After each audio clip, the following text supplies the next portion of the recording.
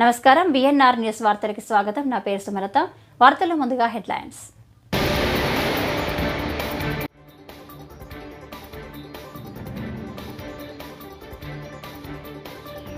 కులం మతం పేరుతో బీజేపీ రాజకీయాలు చేస్తుంది షర్మిల.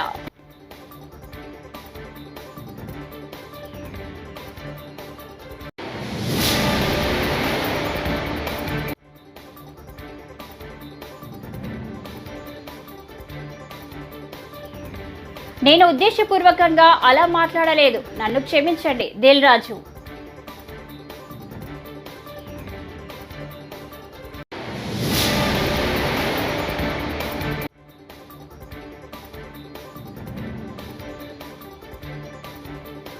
తిరుపతి ఘటనలో 3 రోజులైనా బాధ్యులపై కేసులు లేవు. మాజీ మంత్రి ఆర్కే రోజా ఆగ్రహం.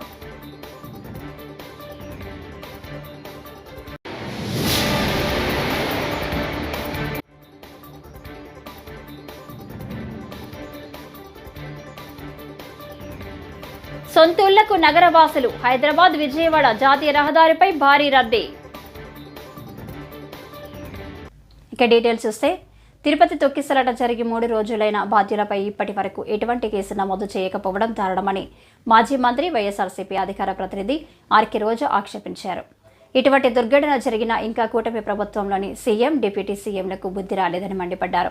న్యాయస్థానాలు ఈ ఘటనను సుమోటోగా స్వీకరించి బాధ్యులపై వారిపై చర్యలు తీసుకోవాలని విజ్ఞప్తి చేశారు. నగరి క్యాంపు కార్యాలయంలో మాజీ మంత్రి పార్టీ అధికార ప్రతినిధి ఆర్కే రోజా శనివారం మీడియాతో మాట్లాడారు. ఇలాంటి ఘోరమైన దుర్ఘటన జరగలేదు.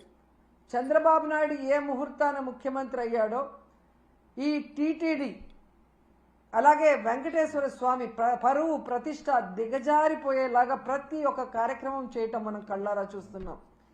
నిజంగా ఈరోజు ఎంత బాధాకరం అంటే, ఈ చంద్రబాబు నాయుడు తన మనుషుల్ని టీటీడీలోను తిరుపతిలో పెట్టుకొని ఈరోజు 6 మందిని బలి తీసుకుంటే ఇంతవరకు ఒక్కరి మీద కూడా కేసు పెట్టలేదు. వాళ్ళని కాపాడాలన్న ప్రయత్నం చేస్తున్నాడు అంటే ఈయనకి హిందువులంటే గౌరవం లేదా? ఈయనకి భక్తులంటే గౌరవం లేదా? వాళ్ళ ప్రాణాలకి విలువ లేదా? ఎంత సిగ్గుచేటో ఒకసారి మీరు ఆలోచించండి. ఈరోజు చంద్రబాబు నాయుడు తనకి రోజు భజన చేసే నాయుడు గారినేమో టీటీడీ చైర్మన్ చేసుకున్నాడు. తన గత ఓఎస్డి వెంకయ్య చౌదరినేమో అడిషనల్ ఈఓగా పెట్టాడు. మళ్ళీ జేఈఓగా కూడా పోస్ట్ ఇచ్చాడు. జేఈఓ అనేది ఒక సీనియరు అనుభవం ఉన్న వ్యక్తికి ఇవ్వాల్సిన పోస్టుని ఏ అనుభవం లేనివాడు, భక్తి లేనివాడు, భక్తుల మీద ప్రేమ అభిమానం లేనివాడికి ఇచ్చాడు అంటే దానికి కారణం వెంకయ్య చౌదరి అవటమేనా అని నేను అడుగుతున్నా. ఇక ఎస్పీగా సుబ్బారాయుడు గారు తన దగ్గర సెక్యూరిటీ ఆఫీసర్గా పనిచేసిన వాడిని తిరుపతి తీసుకొచ్చి ఎస్పీగా పెట్టాడు. ఇలా నీకు సేవ చేసే వాళ్ళని పెట్టుకొని భక్తులకి సేవ చేయాలన్న ఆలోచన వాళ్ళకి లేకుండా చేసి ఈరోజు 6 మంది చనిపోవటానికి 60 మంది గాయపడటానికి కారణమైన వాళ్ళని ఇంతవరకు కేసు పెట్టకుండా కాపాడాలన్న ప్రయత్నం చేస్తుంటే చంద్రబాబు నాయుడిని ఏమనాలో ఒకసారి మీ అందరూ కూడా ఆలోచించుకోవాలి. ఎందుకంటే దీంట్లో వీళ్ళందరితో పాటు మొదటి ముద్దాయిగా చంద్రబాబు నాయుడు గారిని పెట్టాలి. ఎందుకంటే ఒక పక్క మోడీ గారి మీటింగ్ జరుగుతుంది, దానికి ఉన్న పోలీసులంతా అటుపోయారు. ఇక చిత్తూరు తిరుపతి జిల్లా పోలీసులనైనా ఈ టోకన్ల దగ్గర పెట్టి ఒక 3 రోజులు ముందుగానే టోకన్లు ఇచ్చి వాళ్ళకి సేఫ్టీగా పంపించుంటే ఈరోజు ఈ దుర్ఘటన జరిగి ఉండేది కాదు. కానీ 9వ తేదీ టోకన్లు ఇస్తామని చెప్పి అది 8వ తేదీ సాయంత్రానికే ప్రీపోన్ చేసి 6, 7, 8 చంద్రబాబు నాయుడు కుప్పంలో కూర్చొని తెలంగాణ ప్రజలకు నిర్మాత దిల్ రాజు క్షమాపణలు చెప్పారు. సంక్రాంతికి వస్తున్న ట్రైలర్ లాంచ్ ఈవెంట్లో ఆయన చేసిన వ్యాఖ్యలు వైరల్గా మారిన నేపథ్యంలో తాజాగా క్లారిటీ ఇచ్చారు. రాష్ట్ర ప్రజలకు క్షమాపణలు చెప్పారు. అందరికీ నమస్కారం. మన మధ్య నిజామాబాద్లో మేము సంక్రాంతికి వస్తున్నాం ఈవెంట్ చేయడం జరిగింది. అది నిజామాబాద్ పట్టణంలో ఫస్ట్ టైం. ఇంతకుముందు ఎప్పుడు మన దగ్గర సినిమా ఈవెంట్స్ పెద్దగా జరగవు. అప్పుడు ఒకసారి ఫిదా సక్సెస్ మీట్ ఒకటిసారి పెట్టాము, మళ్ళీ సంక్రాంతికి వస్తున్నాం చేసాం. అంటే నిజామాబాద్తో నాకున్న అనుబంధం అలాంటిది. నిజామాబాద్ జిల్లా వాసిగా అక్కడ ఈ సినిమా ఈవెంట్ చేయాలని చేయడం జరిగింది. పోతే ఆ ఈవెంట్లో నేను మన కల్చర్లో ఉండే మన దావత్ గురించి, మటను తెలగలు గురించి సంబోధించాను. నేను ఆ మాటలలో తెలంగాణ వాళ్ళని నేను అవమానించానని, తెలంగాణ మీద హేళన చేశానని కొంతమంది మిత్రులు కామెంట్స్ చేసి సోషల్ మీడియాలో పెట్టారని తెలిసింది. నా ఉద్దేశం అదే స్పీచ్లో లాస్ట్లో చెప్పడం జరిగింది. తెలంగాణ మన కల్చరు, మన దావత్తు నేను మిస్ అవుతున్నాను. సంక్రాంతికి 2 సినిమాలు రిలీజ్ అయ్యాక మన తెలంగాణ కల్చర్ దావత్ని నాకు చేసుకోవాలని ఉందని. సో మన కల్చర్ని అభిమానిస్తాను నేను. అదే అర్థం చేసుకోకుండా దాన్ని కొందరు సోషల్ మీడియాలో రాద్ధాంతం చేస్తున్నారని తెలిసింది. నిజంగా మీరందరూ ఆ మాట వల్ల ఏదైనా హర్ట్ అయి ఉంటే నన్ను క్షమించండి. ఎందుకంటే నా ఉద్దేశం అది కాదు. ఎందుకు చెప్తున్నానంటే, నేను నిజామాబాద్ జిల్లా బాన్సువాడలో ఫిదా అనే సినిమా షూటింగ్ చేసి ప్రపంచవ్యాప్తంగా ఆ ఫిదా సినిమా ఎంత అప్లాజ్ వచ్చింది, భానుమతి క్యారెక్టర్కి, మన తెలంగాణలో ఉండే కల్చర్కి ఆ సినిమా ఎంత ఒక ఫ్యామిలీ ఎమోషన్స్కి ఎంత విలువ ఇస్తామనేది చెప్పడం జరిగింది ఆ సినిమాలో. అది ప్రపంచవ్యాప్తంగా ఫిదా సినిమా ఎంత పెద్ద హిట్ అయిందో మీ అందరికీ తెలుసు. అలాగే బలగం అనే సినిమా తీసినప్పుడు తెలంగాణ సమాజం మొత్తం మమ్మల్ని అభినందించింది. తెలంగాణ ప్రజలందరూ ఆ సినిమాను ఆదరించి ఇది మా సినిమా అని గుండెలకు హత్తుకున్నారు. అన్ని రాజకీయ పార్టీలు ఆ సినిమాని అప్రిషియేట్ చేస్తూ మమ్మల్ని ప్రతి ఒక్క స్టేజ్ దగ్గర తీసుకెళ్ళి అభినందించారు, అన్ని రాజకీయ పార్టీలు. సో ఒక తెలంగాణ వాసిగా ఒక తెలంగాణని అభిమానించే నేను తెలంగాణని హేళన చేస్తానని ఎలా అనుకున్నారో నాకు తెలియదు. పోతే దాంట్లో ఏదైనా మీ కమ్యూనికేషన్లో తప్పుగా అర్థమైంటే నన్ను క్షమించండి. మీ మనోభావాలు ఆ కొందరు ఎవరైతే దెబ్బతిన్నాయని అనుకుంటున్నారో వాళ్ళందరికీ నా విజ్ఞప్తి, మీ మనోభావాలు దెబ్బతింటే నన్ను క్షమించండి. ఇప్పుడు నేను ఒక సినిమా ఇండస్ట్రీ ఫెటర్నీ నుంచి ఎఫ్డీసీ చైర్మన్గా అయ్యాను. సో మీ అందరికి తెలుసది. సో ఇటు సినిమా ఇండస్ట్రీకి అటు సంక్రాంతికి సొంతూళ్లకు వెళ్లే ప్రయాణికులతో హైదరాబాద్ విజయవాడ జాతీయ రహదారిపై శనివారం ఉదయం రద్దీ పెరిగింది. దీంతో అబ్దుల్లాపూర్ మెట్ నుంచి కొత్తగూడెం వరకు వాహనాలు నెమ్మదిగా కదులుతున్నాయి. చౌటుప్పల్ పంతంగి టోల్ ప్లాజా వద్ద ట్రాఫిక్ జామ్ ఏర్పడింది. సిబ్బంది 10 టోల్ బూతుల ద్వారా ఏపీ వైపు వెళ్తున్న వారిని పంపిస్తున్నారు. హైదరాబాద్ వైపు వచ్చే వారిని 6 గేట్ల ద్వారా పంపిస్తున్నారు.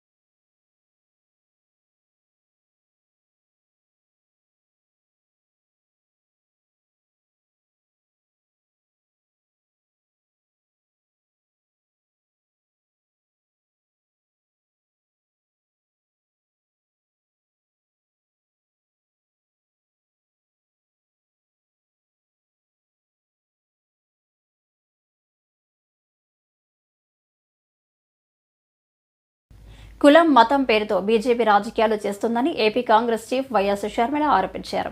శనివారం ఏపీసీసీ ఆధ్వర్యంలో రౌండ్ టేబుల్ సమావేశం నిర్వహించారు. ఈ సందర్భంగా షర్మిల మాట్లాడుతూ దేశం మొత్తాన్ని కాషాయమయం చేసే కుట్రలు జరుగుతున్నాయన్నారు. కులం మతం పేరుతో బీజేపీ రాజకీయాలు చేస్తుంది. మహాత్మా గాంధీని బీజేపీ విలన్గా చిత్రీకరించింది. అంబేద్కర్పై అసత్య ప్రచారాలు చేస్తుంది. మహాత్ములను అవమానించిన బీజేపీ క్షమాపణ చెప్పాలి అని అన్నారు. మతం పేరుతో కులం పేరుతో ఎన్ని రాజకీయాలు చేసిందో దానికి బలైపోయిన ఎంతోమంది మైనారిటీలు, గోద్రా అయితేనేమి, మణిపూర్ అయితేనేమి, ఇలాంటి అన్నీ చూడడం జరిగింది. బీజేపీ దేశ సంపదని దోచిపెట్టి అదాని లాంటి వాళ్ళని పోషిస్తుందన్న సంగతి ఇప్పటికే అర్థమైపోయింది. అంతేకాదు ప్రభుత్వ వ్యవస్థలను ఆఖరికి అది ఈసీ అయినా, ఆర్బీఐ అయినా, స్టాక్ ఎక్స్చేంజ్ అయినా, ఈడీ అయినా, సిబిఐ అయినా, ఇన్కమ్ ట్యాక్స్ అయినా, ఇలా ప్రతి ప్రభుత్వ వ్యవస్థని కూడా తమ గుప్పెట్లో పెట్టుకొని స్వార్థ రాజకీయాల కోసం ఎలా వాడుకుంటున్నారో చూస్తున్నాం. ఇవన్నీ సరిపోలేదన్నట్టు ఇప్పుడు మన దేశాన్ని కాషాయమయం చేయడానికి బీజేపీ పూనుకుంది. అందులో భాగంగా దేశ చరిత్రనే మార్చే ప్రయత్నం చేస్తుంది. ఒకరికి మహాత్మా గాంధీ గారిని కూడా వదిలిపెట్టకుండా ప్రపంచమంతా ఫాదర్ ఆఫ్ ద నేషన్ అని మహాత్మా గాంధీ గారిని అంతగా గౌరవిస్తే బీజేపీ పార్టీ మాత్రం మహాత్మా గాంధీ గారిని ఒక విలన్ గాను, గాంధీ గారిని చంపిన వాళ్ళని దేవుళ్ళగాను పరిగణించి వాళ్ళకు గుళ్ళు కడుతున్నారు. అంబేద్కర్ గారిని కూడా వదిలిపెట్టలేదు. అంబేద్కర్ గారు బలహీన వర్గాల వాళ్ళలో వెలుగులు నింపినవాడు. అంబేద్కర్ గారు ఈరోజు మన దేశంలో అన్టచబిలిటీ లేదు అంటే తిరుపతి తొక్కిసలాట ఘటనకు టీటీడీదే పూర్తి బాధ్యత అని, అందుకే వెంటనే బోర్డును రద్దు చేయాలని వైఎస్ఆర్సీపీ రాష్ట్ర అధికార ప్రతినిధి మాజీ ఎంపీ మార్గాని భరత్ డిమాండ్ చేశారు. లేని పక్షంలో ప్రభుత్వమే బోర్డును రద్దు చేయాలని ఆయన తేల్చి చెప్పారు. అలాగే ఈ దుర్ఘటనపై సుప్రీంకోర్టు జడ్జితో విచారణ జరిపించాలని, హైకోర్టు సీజీ కూడా ఈ కేసును సుమోటోగా స్వీకరించి విచారణకు ఆదేశించి తిరుమల పవిత్రతను కాపాడాలని ఆయన విజ్ఞప్తి చేశారు. మనం ప్రధానంగా చూసినట్టయితే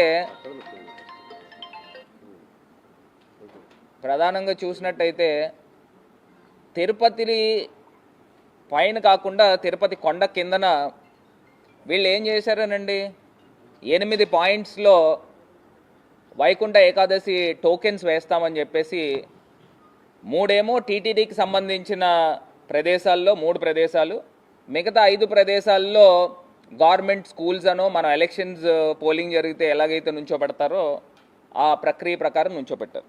ఇక్కడ ప్రధానంగా పద్మావతి పార్క్లో ప్రజలందరినీ కూడా భక్తులు వివిధ ప్రాంతాల నుంచి వచ్చారు. వాళ్ళందరినీ కూడా తీసుకుని వెళ్ళి పద్మావతి పార్క్, అక్కడేమో బైరాగి పట్టడి అని ఒక ప్లేస్ ఉంది, అందులో టోకెన్స్ ఇష్యూ చేసే కార్యక్రమం.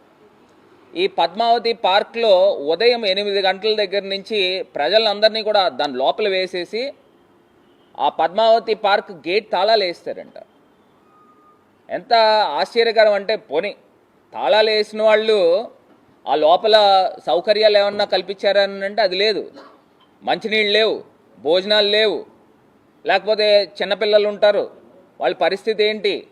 ఇది చలికాలము. ఆ చలికాలంలో వాళ్ళని పొద్దున్నుంచి రాత్రి దాకా పెట్టి ఆ మరుసటి రోజు ఉదయము తెల్లవారుజామున 5ంటికి టోకెన్లు జారీ చేసే కార్యక్రమం అండి. అసలు ఇది ఎక్కడ అన్యాయం అని అడుగుతా ఉన్నా.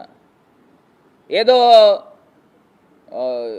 సెల్లో వేసేస్తారు కదా, జంతువులను అన్నిటిని పట్టుకుని సెల్లో వేసేస్తారు కదా, ఆ రకంగా ఈ కుక్కలు రోడ్డు పైన తీసుకుని అన్నీ కూడా తీసుకెళ్ళి ఒక దాంట్లో వేసి తాళాలు వేసేస్తారు కదా, ఆ రకమైన పరిస్థితి కనబడుతూ ఉంది.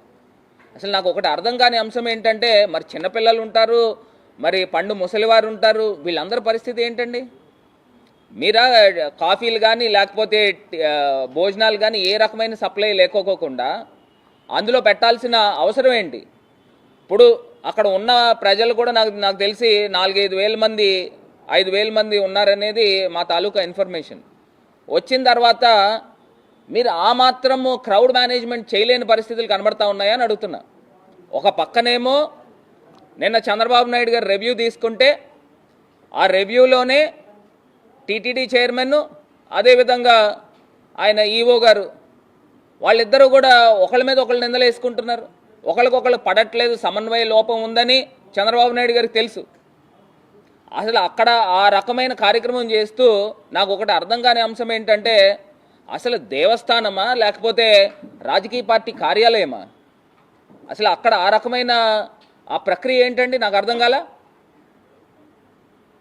అంతే ఇంత దారుణంగా వ్యవహరిస్తూ మరి సుమారుగా 7 చనిపోయారు, ఇంతమంది ప్రజలు క్షతగాత్రుల కిందన ఉన్నారని అంటే ఎంత బాధాకరం అండి.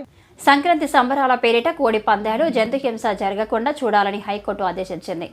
అయితే క్షేత్రస్థాయిలో పరిస్థితి భిన్నంగా ఉంది. పండుగకు 3 రోజులు ముందుగానే కోడి పందెంలు ప్రారంభమయ్యాయి.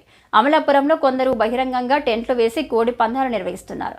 మరికొన్ని చోట్లలో సీక్రెట్గా పందాలు నిర్వహిస్తున్నట్లు సమాచారం. ఈసారి భారీ మొత్తంలో డబ్బులు చేతులు మారే అవకాశం ఉంది.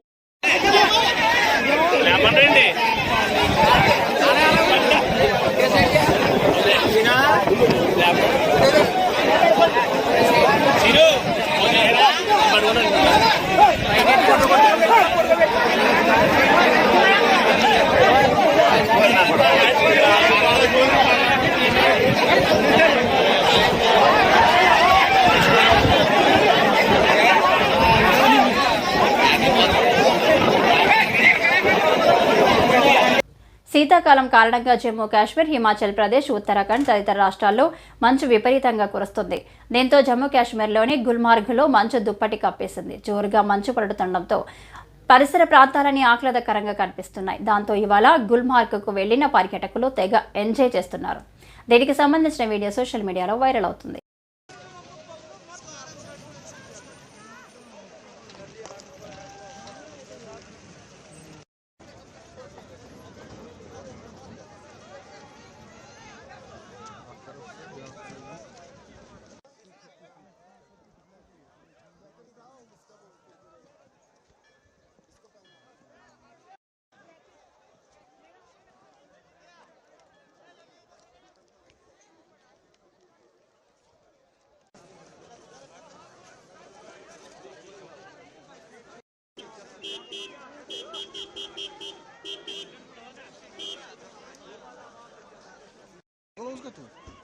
ग्लोव्स की भाई ग्लोव्स मैं कभी शूट ही करने भाई टाकर्स नहीं इस खरा या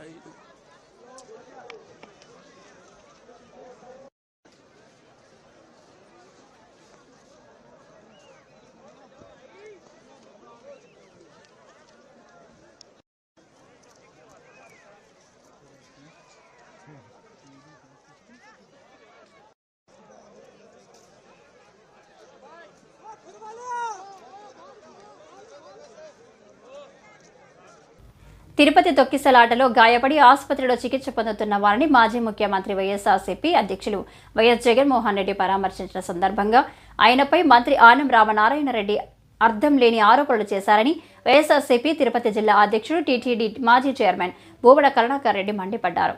మంత్రి ఆనం విమర్శలకు భూమన ధీటుగా బదిలిచ్చారు. కూటమి నేతలు చేస్తున్న విష ప్రచారాన్ని ఆయన తీవ్రంగా ఖండించారు. దేవాదాయ శాఖ మంత్రి ఆనం రామనారాయణ రెడ్డి గారు నిన్న పత్రికల వారితో మాట్లాడుతూ జగన్మోహన్ రెడ్డి గారు మొన్న తిరుపతిలో జరిగినటువంటి దుర్ఘటనలో క్షతగాత్రులైనటువంటి వాళ్లను పరామర్శించడానికి రావటానికి ముందే వైసీపీ నాయకులు ఆ క్షతగాత్రులకు 18 మందికి డబ్బులిచ్చి చంద్రబాబు గారికి వ్యతిరేకంగా తిట్టమని చెప్పారు అని చేసినటువంటి ఆరోపణ ఎంత దారుణంగా ఉంది అంటే, మీ నిర్వాకం వలన 6 మంది మరణానికి గురైతే దానికి నైతిక బాధ్యత వహించి రాజీనామా చేయవలసినటువంటి స్థానంలో ఉన్నటువంటి మీరు జగన్మోహన్ రెడ్డి గారి మీద ఈ రకమైనటువంటి ఆరోపణ చేయటం ఒక సీనియర్ రాజకీయ నాయకుడిగా మీ స్థాయిని ఎంతగా దిగజార్చిందంటే, రాజకీయంగా ఇంత హీనంగా కూడా మాట్లాడగలరు మీరు అని నిరూపితం చేసుకున్నారు. రామనారాయణ రెడ్డి గారు చనిపోయినటువంటి వాళ్ళ పట్ల సానుభూతి కూడా లేకుండా అంత తొక్కిసలాటలో మరణించినటువంటి వాళ్ళ బంధువులు, అలాగే వాళ్లల్లో కూడా క్షతగాత్రులు ఉన్నారు. మిగతా క్షతగాత్రులని ఎంత దారుణమైనటువంటి రీతిలో మీరు అవమానించారు. వాళ్ల మీద ఆరోపణ వేసి వాళ్ల మీద సానుభూతి చూపాల్సింది పోయి, వాళ్లకు మీరు పరామర్శించి ఆర్థిక సహాయం చేయాల్సింది పోయి, మేము డబ్బులు ఇచ్చి మిమ్మల్ని తిట్టించడానికి వాడుకున్నారు అని ఆరోపిస్తున్నారంటే, అంటే ఆ సంఘటన మీరు రాజకీయం చేస్తున్నారా, మేము రాజకీయం చేస్తున్నామా అన్నది దీన్ని బట్టి చాలా తేటతెల్లమైపోయింది. అంటే మీకు క్షతగాత్రుల మీద కూడా సదభిప్రాయం లేదు. చనిపోయినటువంటి వాళ్ళ కుటుంబీకులు అందులో ఉన్నారు. వాళ్లను గురించి మీకున్నటువంటి అత్యంత నీచమైన అభిప్రాయం, వాళ్ళు డబ్బులు తీసుకొని చంద్రబాబును తిట్టినారు. ఇది మీ ఆరోపణ. ఇంతకంటే దారుణం మరొకటి ఉన్నదా? ఈ మొత్తం ఎపిసోడ్లో వైసీపీ నాయకులు లేకపోతే మేము కానీ ఎవరు కూడా మీ పాత్రకు సంబంధించి ఏమి మాట్లాడలేదు కాబట్టి తద్వారా మీరు నా అస్తిత్వం ఎక్కడ తగ్గిపోతుందోనని ఈ రకమైనటువంటి ఆరోపణలకు దిగినారో లేదో రాష్ట్రంలో పెరిగిన విద్యుత్ ఛార్జీలకు వ్యతిరేకంగా ఈ నెల 13న సిపిఎం ఆధ్వర్యంలో నిరసన కార్యక్రమం చేపడుతున్నట్లు తూర్పుగోదావరి జిల్లా సిపిఎం కార్యదర్శి టీఆర్ను తెలిపారు. శనివారం రాజమండ్రిలో ఆయన మాట్లాడుతూ భోగి సందర్భంగా పెరిగిన విద్యుత్ బిల్లులను మంటలలో దగ్ధం చేసే కార్యక్రమాన్ని విస్తృతంగా చేయాలని పిలుపునిచ్చారు. ఈ కార్యక్రమంలో స్థానిక సిపిఎం నాయకులు పాల్గొన్నారు. జనం పండగలు జరుపుకోవాలా, లేతే ఈ ప్రభుత్వం వేసినటువంటి విద్యుత్ భారాల మోతని భరించలేక ఏం చేయాలో అర్థం కానిటువంటి పరిస్థితి, అయోమయం పరిస్థితిలో ప్రజలు ఉన్నారు. నా చేతిలో ఉన్నది కరెంటు బిల్లు. ఈ నెల డిసెంబర్ నెలలో కాల్చిన బిల్లుకి జనవరి నెలలో వచ్చిన కరెంటు బిల్లు. దీంట్లో 1125 రూపాయలు మొత్తం కరెంటు బిల్లు ఉన్నది. 163 యూనిట్లు వాడితే దానికి సంబంధించి energy charge, fixed charge, service charge అవన్నీ కలుపుకుని 800 రూపాయలు వస్తే 420 రూపాయలు రాష్ట్ర ప్రభుత్వం సర్దుబాటు ఛార్జీల పేరుతో మన నెత్తిన మోపిన భారం ఇందులో ఉంది.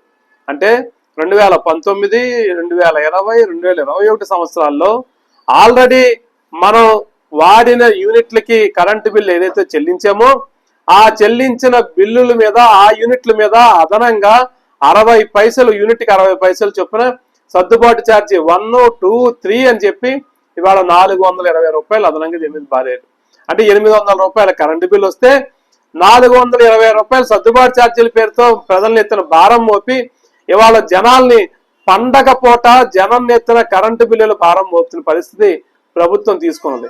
గతంలో జగన్మోహన్ రెడ్డి గారు అధికారంలో ఉన్నప్పుడు ఎట్లాంటిదే సర్దుబాటు ఛార్జీలు 1 అనే పేరుతో భారాలు మోపితే ఈ రోజు అధికారంలో ఉన్నటువంటి ముఖ్యమంత్రిగా ఉన్నటువంటి చంద్రబాబు నాయుడు గారు కానీ, పవన్ కళ్యాణ్ గారు కానీ, బీజేపీ నాయకులు కానీ ఎన్నికల ప్రచారంలో ఏం మాట్లాడారో ఒకసారి గుర్తు చేసుకోండి. ఏం చెప్పారు ఆ రోజుని? బాదుడే బాదుడు, బాదుడే బాదుడు అని చెప్పి ఇవాళ మీరు ఎన్నికల ఉపన్యాసాల్లో మాట్లాడిన విషయం గుర్తుందా లేదా అని అడుగుతా ఉన్నాం. రెండోది, ఆ రోజు ఏం చెప్పారు? మేము అధికారంలోకి వస్తే జగన్మోహన్ రెడ్డి 8 సార్లు కరెంట్ ఛార్జీలు పెంచాడు, మేము వాటన్నిటిని తగ్గిస్తాము, ఛార్జీలు పెంచబోమని చెప్పి స్పష్టంగా హామీ ఇచ్చారు. కానీ ఇవాళ జగన్మోహన్ రెడ్డి సర్దుబాటు ఛార్జీలు 1 వేస్తే ఇవాళ మీరు 1, 2, 3 పేరుతో జనం ఎత్తిన మోత మోగిస్తున్న పరిస్థితి ఉన్నది. అందుకనే తూర్పుగోదావరి జిల్లా ప్రజానీకాన్ని అందరికీ కూడా సిపిఎం పార్టీ తూర్పుగోదావరి జిల్లా కమిటీ తరఫున విజ్ఞప్తి చేస్తా ఉన్నాం. ఇవాళ 13వ తారీఖు నాడు మనందరం భోగి పండుగ జరుపుకుంటాం. భోగి పండుగ నాడు భోగి మంటలేసి దాంట్లో ఇవాళ భోగి మంటల్ని అనేక రకాల పాత వస్తువుల్ని వాటన్నింటినీ తగలబెట్టి ఇవాళ నూతనత్వానికి స్వాగతం పలుకుతాం. ఇవాళ రాష్ట్ర ప్రభుత్వం మన మీద ఛార్జీల భారం మోపిన నేపథ్యంలో భోగి మంటలేసే ప్రతి చోట ప్రజానీకం మీ ఇళ్లలో వచ్చిన కరెంటు బిల్లులను చూసుకోండి, మీ మీద పడిన భారాలను చూసుకోండి. యాదాద్రి భువనగిరి జిల్లాలోని బీఆర్ఎస్ కార్యాలయంపై కాంగ్రెస్ నేతలు దాడికి పాల్పడ్డారు. సీఎం రేవంత్ రెడ్డిపై బీఆర్ఎస్ భువనగిరి అధ్యక్షులు కంచెల రామకృష్ణారెడ్డి ఇటీవల అనుచిత వ్యాఖ్యలు చేశారు. ఈ క్రమంలో శనివారం బీఆర్ఎస్ కార్యాలయంపై కాంగ్రెస్ శ్రేణులు దాడి చేశాయి. రాష్ట్ర ముఖ్యమంత్రి పట్ల తీవ్ర వ్యాఖ్యలు చేయడం తగదని యువజన కాంగ్రెస్ కార్యకర్తలు ఆగ్రహం వ్యక్తం చేశారు. అనంతరం కార్యాలయం ముందు బైఠాయించి నిరసన తెలిపారు.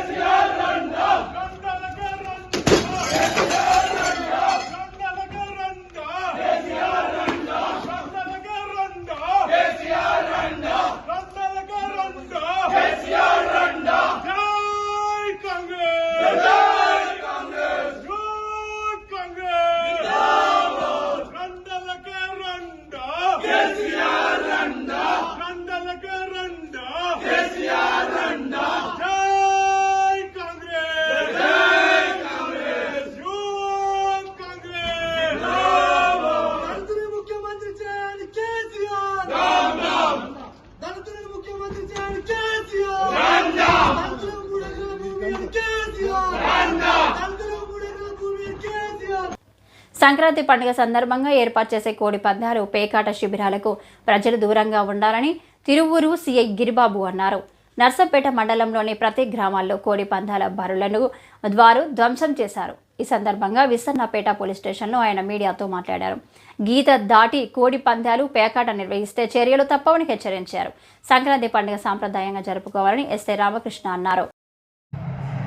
రాబో సంక్రాంతి సందర్భంగా మన తిరువూరు, విసన్నపేట మండలం, ఏకొండూరు, గంపలగూడెం మండలం ఈ 4 మండలాల్లో కానీ ఎటువంటి కోడిపందాలు కానీ పేకాటలు కానీ నిర్వహించకూడదు.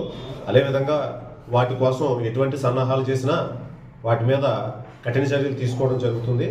కాబట్టి ప్రజలందరూ ఈ విషయాన్ని గమనించి ఈ పేకాటకు కానీ కోడిపందాలకు కానీ దూరంగా ఉండాలని, సంక్రాంతిని సాంప్రదాయబద్ధంగా జరుపుకోవాలని కోరుతున్నాం. ఈ వార్తలు ఇంతటితో సమాప్తం. నమస్కారం.